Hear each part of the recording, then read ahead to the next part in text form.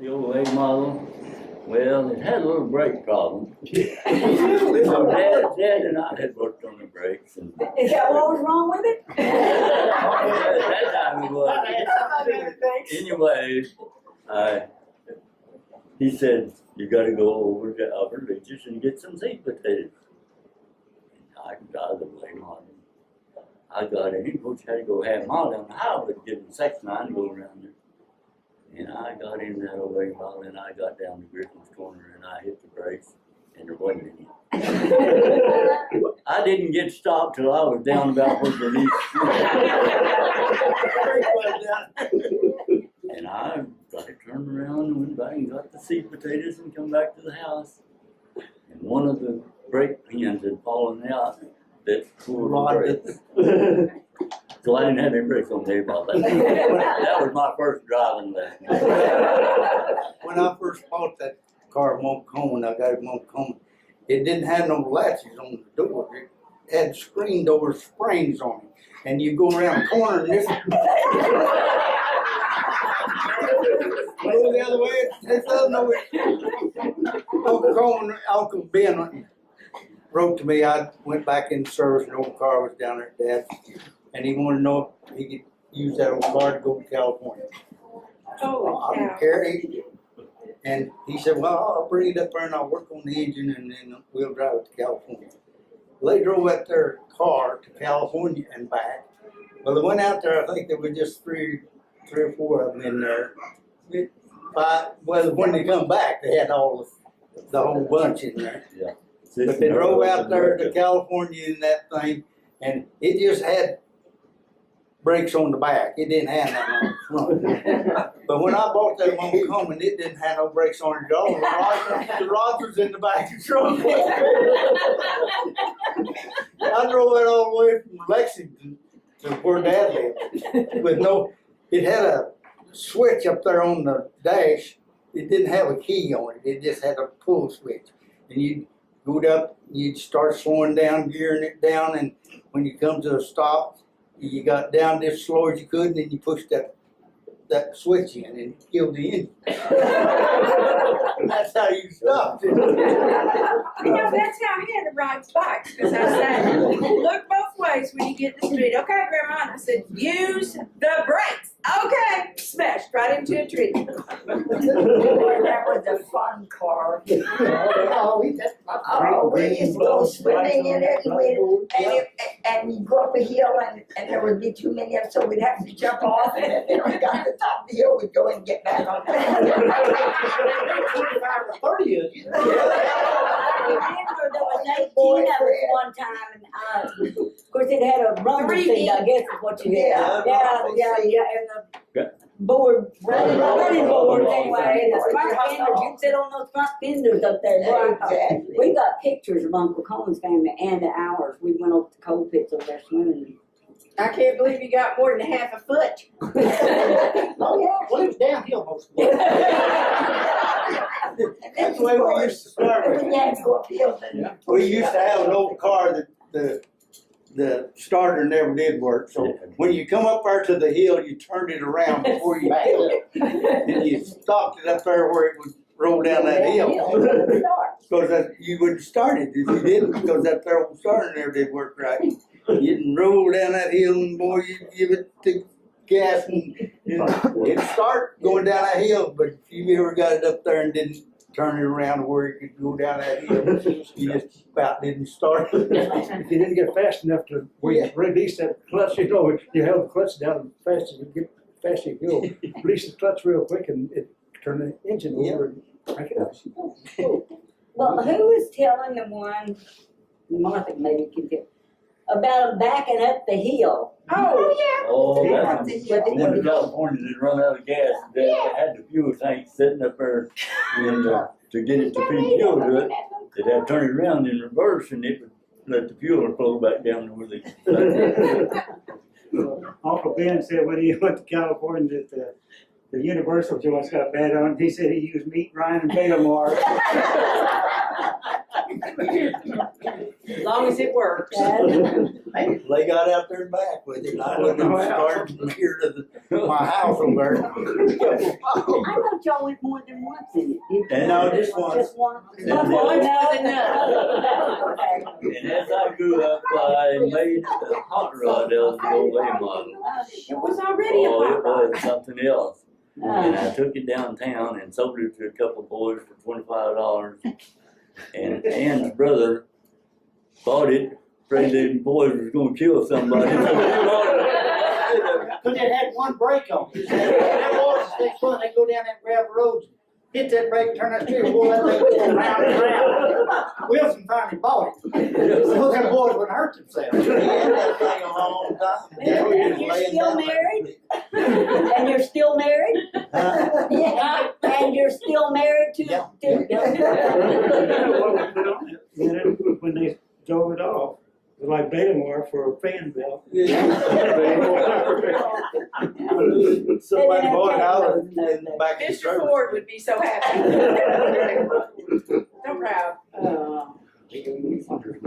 Well, life on the farm, that was lots of fun.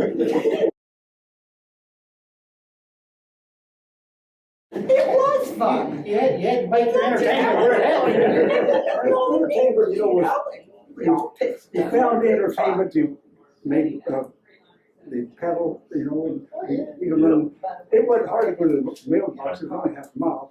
If you had the open pedal. Yeah. Yeah, you can just run it all the way down So you and can all go all the the way way down without losing it, but you know, you done a success, and you can run all the way back. You know? We got those tomorrow. If they don't have Prince Albert tins on the bottom of it, don't count. Green bean cans are just fine. The last time I made them, that's what I had. Well, somebody was talking about them sisters that stayed at our house. Well, JM and I, we went over and caught a bunch of frogs and we were throwing them at each other. I said, I wonder what them sisters think of this whole thing. He's talking about the nuns. We were such heathens, the nuns came to us. Who was fishing work? Those natives. Was it you, Louise, that went out and got some frogs and brought them home and you started to put them in the frying pan and they started hopping in? They dressed the frogs up nice. It's nice that you can dress What's in wrong. there with When you jump in that hot fat. When you heated that hot fat, the muscle would quit. Yeah. She wouldn't eat the things after that.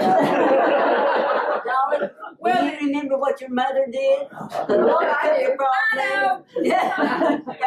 Because I was on the short end, Grandma said, "You want eggs for breakfast?" And I said, "Uh-huh." She says, "Where's the skillet?" I said, "I don't know." She said, Miss Ann Spall came through, that's Dolly's mother, she came through and she said, "I threw it out in the trash." I'm not eating anything that could frogs in the town. When I say I want to eat a dead frog, I want mine batter dipped and fried. A French restaurant. Mom always told us, she said, y'all kill it, bring it here, and dress it, and I'll cook it.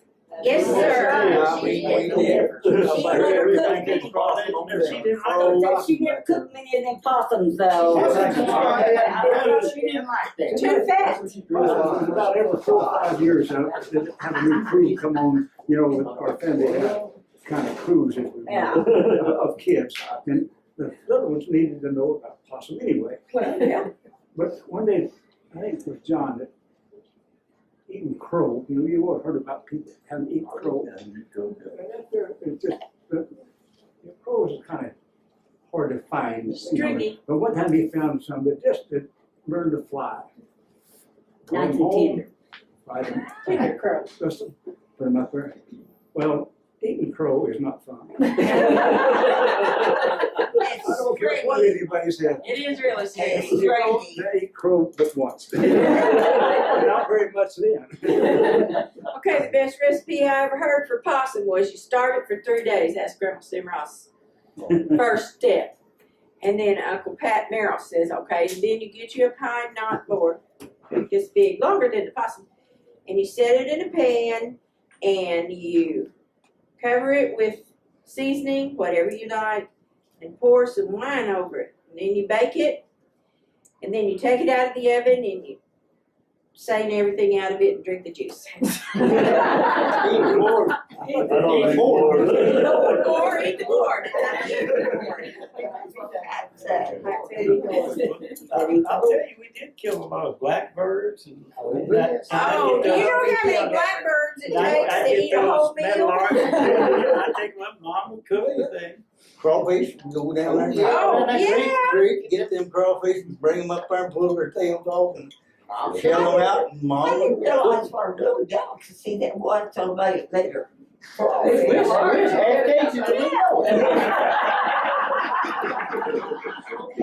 actually, it shows. And they wouldn't claim us either.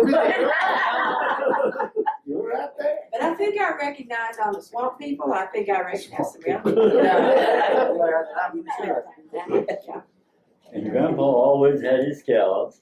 Yep. And there was always some of them that just wasn't the best in the world. And he had one of them when she was a heifer that they had to put a yoke on her. She'd get out through the fence all the time. And Helen was just a young lady at that time, and John, and this old cow, when you throw the rope on her, you better get the second one on her and get it wide. Yeah, 'cause she didn't fight against the rope. She came down the rope. Just different plants. So they roped her and they got her all ready, and they had an old feed trough out there. And so one of them got at each end with a rope around the end of the feed trough, and the old heifer got on the middle.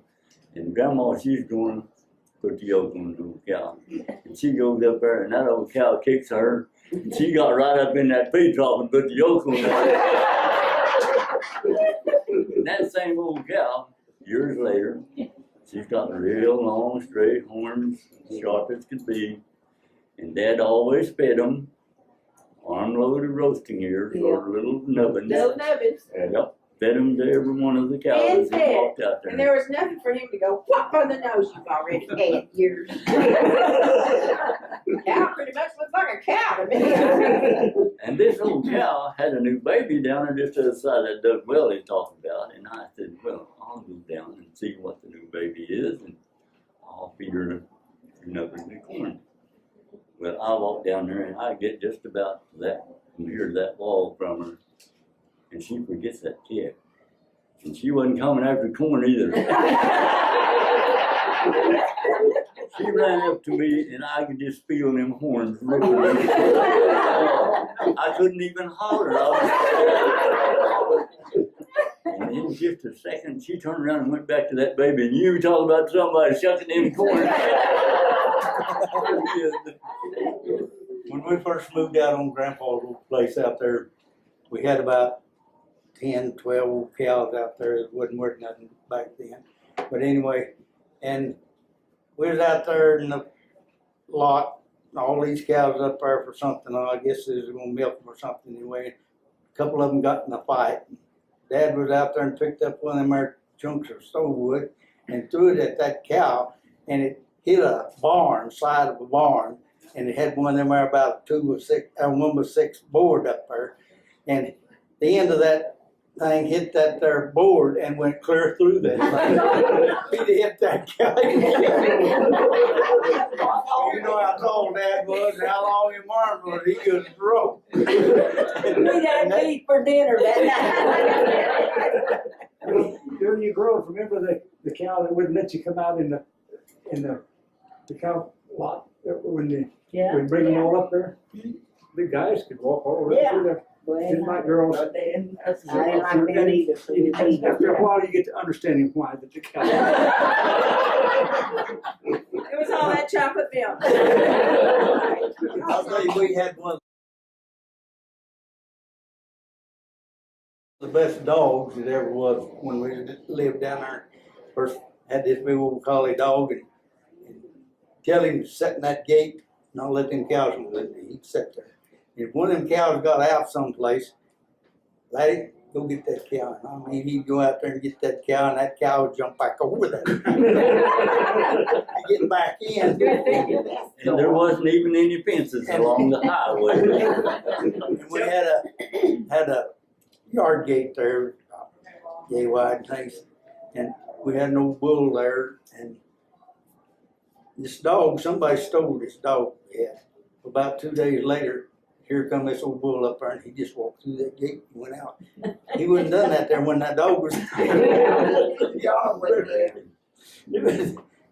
Somebody stole my dog. We went to a Christmas program at school, rural school out there, and I heard him barking out there while we was in the school. But the next morning he was gone. Nobody ever seen him. Somebody never seen him and didn't see him again. Never got a good dog, really a good one. Lovely dog. Well, They had a few that was pretty good. Carl Well, brought Frank. that couple you had down there, and we got one of them that was real good. We raised a bunch of pups one time, and one of the neighbors there, brother or somebody come from Arkansas over there, and we was getting rid of them. We had about 6 or 7 of them, pups. His old boy said he wanted 2 of them, so we gave him 2 of them. And he took them. And we gave the rest of them away and things. And come back about 6 months later and said, "When's that dog gonna have some more pups?" I said, "She ain't gonna have any more. We had her fixed where she won't have any more." And all his just sort of fit because he wanted some more of them pups. He said, "I took them 2 down there to Arkansas, so I sold them for $50." He wanted to get some more. Money on the table. Oh, Lily's They were a the good best dog. dogs in the world for us. Dad hates the dog we had. that female one time, Dad got sick out Stardust there. was wonderful. It was my I like to friend. go to the hunt, but he wouldn't chase cows. And Dad, He was raised to hunt. He was a spaniel. but Dad wanted to go hunt. He wanted to hunt. I'll run out of the barn, go back to the yard. Y'all should have docked its tail when it was little, that's what happened, that's why it didn't do it. No. Oh, was that it? Oh, he was great. Tell me about the coyote. You do on copper So I mean, spaniel. I I've know, heard a but he story about. wasn't cocky. Yes, he was. Carl Copper got spaniel. that gun. Copper spaniel. That's right. But they never take tail on it. Yeah, that's one got one with pocket action. Yeah. Jumped on a wolf and couldn't let him go, and he had to get his pocket out, killing the wolf. And Grandma left it hanging down in the truck patch on the, what looked like a big old swing set, but I'm sure it was something else. Yeah, hay rack. And it lived there forever, and Bill and I never would go close enough to see it was alive or dead. Well, it plumb starved to death because it was hanging up there, but it did. I always thought I Oh, had yeah. more Indians than the Indians Yeah. running around there.